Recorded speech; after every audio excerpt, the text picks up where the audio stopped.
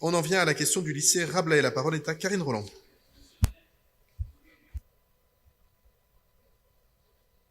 Pardon, c'est vrai.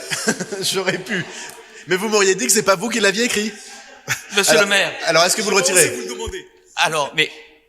Alors là, pour le coup, les réponses, les réponses que nous ont fait notre collègue sont satisfaisantes, en tout cas, puisqu'il s'agissait d'informer et de rendre public. Donc, ce que je vous demande là publiquement, c'est de nous envoyer ce qu'on a demandé, c'est-à-dire de rendre public les rapports de contrôle et de nous communiquer l'état d'avancement. À partir du moment où notre collègue me dit qu'il va répondre favorablement à ces deux sujets, je retire mon vœu. C'est pas le problème. Si mon Eh bien, collègue... il est retiré. Merci beaucoup. Oui, mais il est retiré. On a compris. Il n'y a pas écrit Lulu, hein. Je l'ai retiré. Si on est d'accord? Eh ben voilà. Si vous êtes d'accord, tout va bien. Karine Roland. Après ce grand moment d'entente cordiale, nous allons parler du lycée Rabelais. Vous vous souvenez certainement que lors du dernier conseil d'arrondissement ont été évoquées les 8 fermetures de lycées à Paris, dont 2 concernant le 18e, Suzanne Valadon, évoquée lors du dernier conseil d'arrondissement. Et puis nous avons appris subrepticement par la suite que le lycée Rabelais aussi était promis à la fermeture à la rentrée 2024. Comment ne pas voir là, de la part de la région, un manque total de considération dans la manière dont les choses ont été faites, aucune explication, encore moins de concertation, ni vis-à-vis des élèves concernés, ni des équipes enseignantes et éducatives dans leur ensemble, pour un lycée qui, rappelons-le, a déjà subi bien des difficultés, avec des élèves dispersés de ci, de là à Paris, qui dans le 17e arrondissement, qui dans le 14e, tout cela avec l'aide de la ville de Paris et singulièrement de la mairie du 18e arrondissement quand il s'agissait de consacrer le 113 rue Championnet, qui devait devenir une école élémentaire, aux élèves de Rabelais parce qu'ils étaient en déshérence totale. Donc, premier problème, un manque de considération dans la décision et dans la méthode.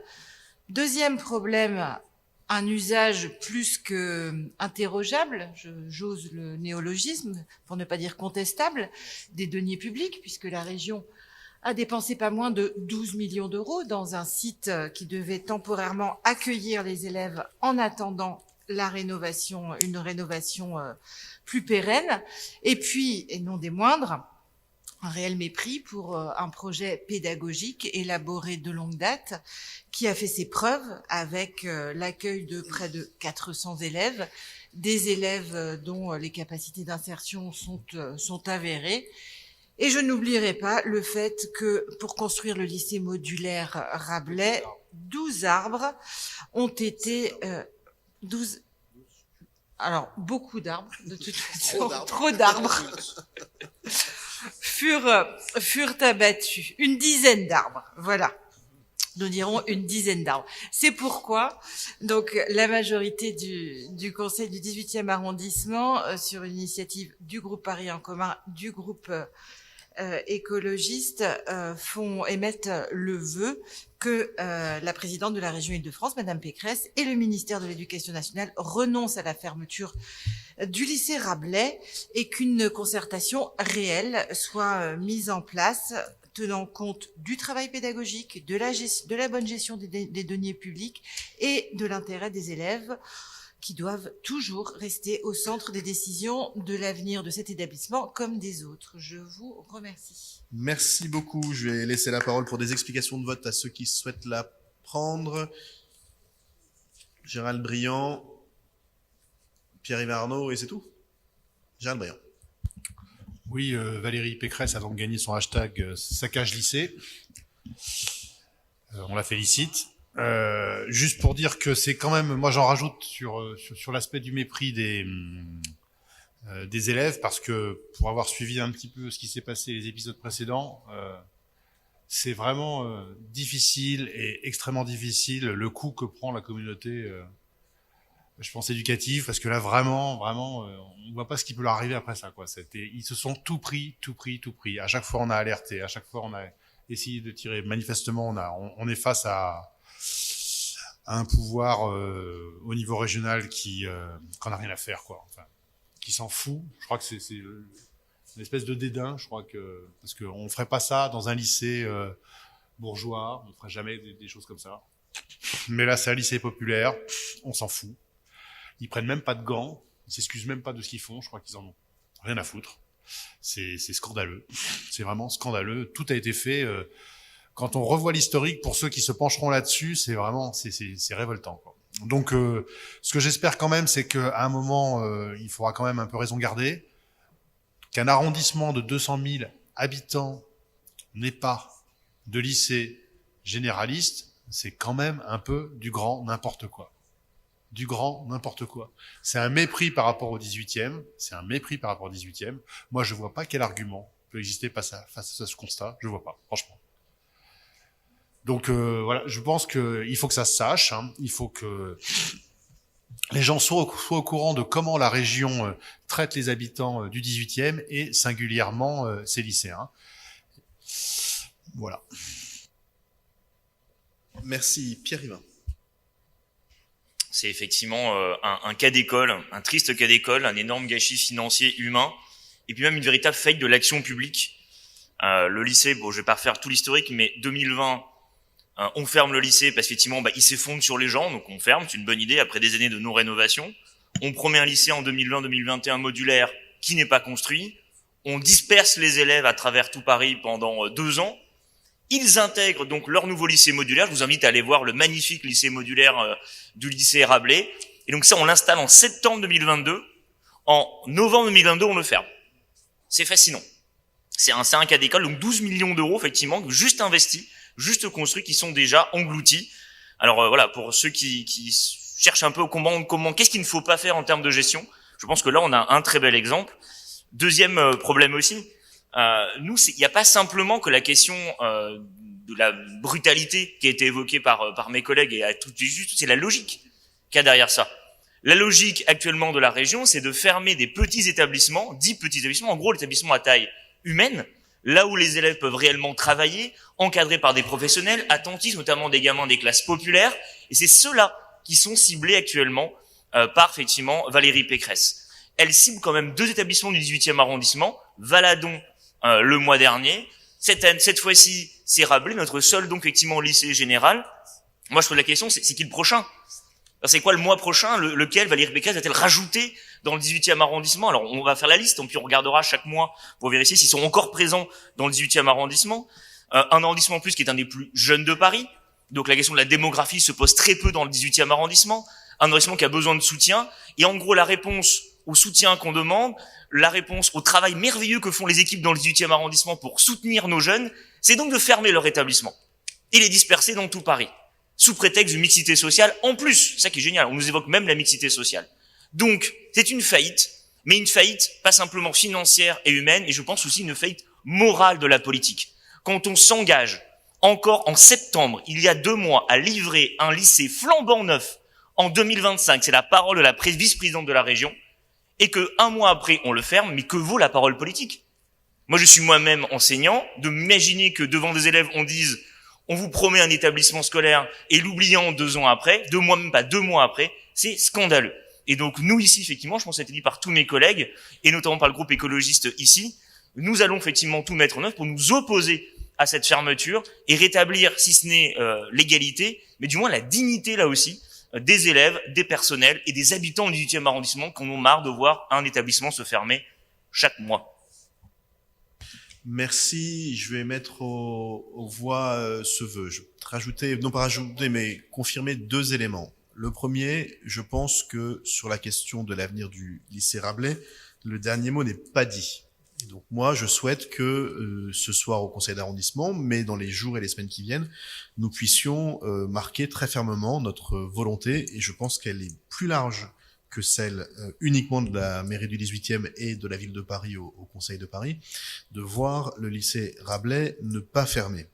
Et je pense que c'est un combat que nous pouvons gagner face à la région, parce que cette décision est, à tout point de vue, absurde sur le plan de la gestion et inique sur le plan de la morale. Deuxième élément que je voudrais rajouter, je trouve particulièrement scandaleux que la région Île-de-France ne fasse pas assumer ces décisions par des élus de la région, mais demande à l'administration de la région d'être seule présente aux réunions, notamment avec les parents d'élèves. Et moi, j'ai été choqué de voir que à Valadon, en présence d'élus du 18e, la région s'est faite représenter par quelqu'un qui était membre de l'administration. Et je trouve que c'est un incroyable manquement des élus à leur rôle qui est à minima d'assumer leurs décisions. Et moi je souhaite, j'ajoute que sur Valadon, comme sur Rabelais, je n'ai jamais eu aucune information, aucun coup de téléphone de qui que ce soit à la région, aucun. Je rappelle que quand il s'est agi de trouver les solutions pour permettre à la région de faire son chantier, à l'époque, ils voulaient détruire 20 arbres. Là, ils avaient su trouver notre numéro de téléphone. Mais que là, ils ferment des établissements dans un territoire et ils ont même pas le minimum respect, un, de nous en parler, ce qui aurait été courtois, et deux, d'aller devant les équipes et les parents. C'est le rôle des élus, c'est pas le rôle de l'administration. On parlait tout à l'heure de ce qui revient à qui à quoi, ben c'est l'administration. Non. C'est Valérie Pécresse et son équipe de vice-présidents qui ont décidé. Et donc moi, je suis absolument scandalisé du fait que les élus se cachent et n'osent pas venir au contact des habitants. Il y a, semble-t-il, un élu de la majorité de Valérie Pécresse qui ne cesse de dire qu'il est élu du 18e. Il n'est pas élu du 18e, il est élu de la région. Parce que s'il avait fait son résultat que dans le 18e, il serait pas élu. Donc il va à la télé du matin au soir pour faire des leçons à la terre entière sur ce qu'il faudrait faire dans le 18e, et qui vient pas devant les habitants du 18e à Rabelais ou à Valadon. Il est où? Ah, il est sur CNews. Ah, ça prend du temps. Ah, moi, je suis désolé, quand on se revendique élu d'un territoire, on assume ce qu'on fait devant les habitants. Dernier mot, parce que je trouve qu'il y a une différence de traitement qui est complètement folle dans toute cette affaire. J'imagine quelle aurait été, d'une part, la réaction des droites à Paris, et d'autre part, la réaction des médias, si nous avions, nous, ville de Paris, pris ce type de décision. Je vois déjà les pleines pages du Parisien pour dire le scandale, les hurlements de la droite, pour expliquer qu'on n'est pas dans la concertation. Mais quel incroyable retournement! Alors ceux qui nous font des leçons du matin au soir sur la concertation, ou le moindre pied d'arbre pour faire 5 réunions pour concerter tout le monde, et on peut pas installer quoi que ce soit nulle part sans faire de la concertation avec les habitants, quand il s'agit de fermer des lycées, alors là, il n'y a plus besoin d'en parler à personne. Voilà, on y va. Mais je suis incroyablement halluciné, excusez-moi de ce néologisme, de constater cette différence de traitement. Non mais qu'est-ce que c'est que ça? On vire des élèves d'établissement, alors là on ne concerte pas. Alors nous on change un petit bout de carte scolaire, on ferme une rue, on fait changer de 2 mètres un trajet, la traverse, alors là il faut de la concertation, il faut en parler à tout le monde, il faut faire des réunions, il faut être sûr que 100% des habitants sont d'accord. Alors là non, rien à faire. On décide, clac, on ferme Rabelais. Allez hop, ma foi. Et vraiment, je veux le dire, il y a un moment, ça se voit, quoi. Il y a un moment, ça se voit. Et là, ça se voit. Mais ça se voit tellement qu'on se demande pourquoi ça prend pas plus d'ampleur. Peut-être parce que nous, on a l'habitude de faire et pas de surjouer la colère. Mais là, quand même, pas un élu de la région qui vient devant les habitants, quoi. Enfin, imaginez si moi, ou quelqu'un d'ici, nous décidions de faire ça et que nous n'allions pas devant les habitants. Mais ce serait, alors là, CNews, BFM, Le Parisien, tout ça, et les grands scandales et les trucs et les machins, quoi. Mais là, non, ça passe crème. On se demande bien pourquoi. En tout cas, pour nous, ça passe pas crème, et donc, je vous propose de voter ce vœu qui est pour, qui est contre, qui s'abstient. Il est adopté. Et, Maya Kari, NPPV, elle nous l'avait annoncé, j'ai oublié de le dire tellement j'étais halluciné. Et effectivement, tu as bien raison de faire ce NPPV qui t'honore.